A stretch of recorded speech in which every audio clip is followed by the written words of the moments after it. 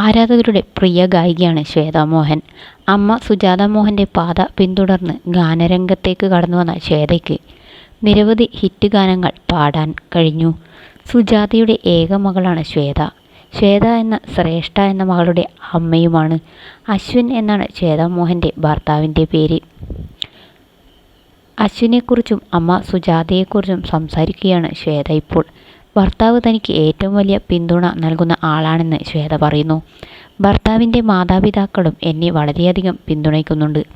എല്ലാ പെൺകുട്ടികൾക്കും അവരുടെ ഭർത്താവിനെക്കുറിച്ചും വീട്ടുകാരെക്കുറിച്ചും ഇങ്ങനെ പറയാൻ സാധിക്കട്ടെ എന്ന് ഞാൻ ആഗ്രഹിക്കുന്നു. അങ്ങനെയെങ്കിൽ ലോകം വളരെയധികം പുരോഗമിക്കുമെന്നും ശ്വേതാ മോഹൻ ചൂണ്ടിക്കാട്ടി. അശ്വിൻ്റെ സഹോദരിയുമായി അടുത്ത സൗഹൃദം തനിക്കുണ്ടായിരുന്നെന്ന് ശ്വേത പറയുന്നു. പഠനകാലത്തുണ്ടായ ഒരു സംഭവത്തെക്കുറിച്ചും ശ്വേത സംസാരിച്ചു. ഒരു സംഗീത മത്സരം ഉണ്ടായിരുന്നു. അതിനായി തയ്യാറെടുപ്പ് നടത്തി ഞാൻ നന്നായി പാടി സമ്മാനം ലഭിക്കുമെന്ന് കരുതി.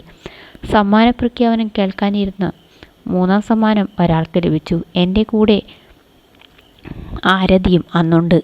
1ാം സമ്മാനമോ 2ാം സമ്മാനമോ ഞങ്ങൾ ഉറപ്പിച്ചു. എന്നാൽ 2ാം സമ്മാനം ഒരാൾക്ക് ലഭിച്ചു. 1ാം സമ്മാനമോ എന്ന് ഞങ്ങൾ അതിശയിച്ചു. എന്നാൽ 1ാം സമ്മാനത്തിന് വിളിച്ചത് മറ്റൊരാളുടെ പേര്. എൻ്റെ മനസ്സുടഞ്ഞു. നന്നായി പാടിയല്ലോ, അത്രയും മോശമായാണോ പാടിയത് എന്നൊക്കെ ചിന്തിച്ചു. ഇതിനിടെ മൈക്കിൽ മറ്റൊരു അനൗൺസ്മെൻറ്റ് വന്നു. ഈ 3 പേർക്കുമാണ് സമ്മാനം. പക്ഷേ ഇവിടെ പാടിയവരിൽ നല്ല ഭാവിയുള്ളവർ ഉണ്ടെന്ന് പറഞ്ഞ് അവരുടെ പേര് അവർ എടുത്തു പറഞ്ഞു. ആ ലിസ്റ്റിൽ പോലും ഞാനില്ല. മനസ്സുടഞ്ഞ് ഭൂമിക്ക് കീഴെ പാതാളത്തിൽ പോയി എൻ്റെ സ്വപ്നങ്ങളെല്ലാം പോയി. പാട്ടൊന്നും വേണ്ടെന്ന് തോന്നി വല്ലാതെ കരഞ്ഞു. എൻ്റെ കരച്ചിൽ കണ്ട് ആരതി നിന്നെ ഇങ്ങനെ വിട്ടുപോകില്ല, എൻ്റെ കൂടെ വീട്ടിലേക്ക് വാ, അവിടെ നല്ല ഗാർഡനുണ്ട്, റിലാക്സ് ചെയ്യാമെന്ന് പറഞ്ഞു. അങ്ങനെ അവളുടെ വീട്ടിലേക്ക് ചെന്ന് വാതിൽ തുറക്കുന്നത് അശ്വിനാണ്. ആ ദിവസം എനിക്ക് മറക്കാൻ പറ്റില്ല. എൻ്റെ ജീവിതത്തിലെ നല്ല കാര്യവും മോശം കാര്യവും ആ ദിവസമാണ് സംഭവിച്ചതെന്നും ശ്വേതാ മോഹൻ ചൂണ്ടിക്കാട്ടി.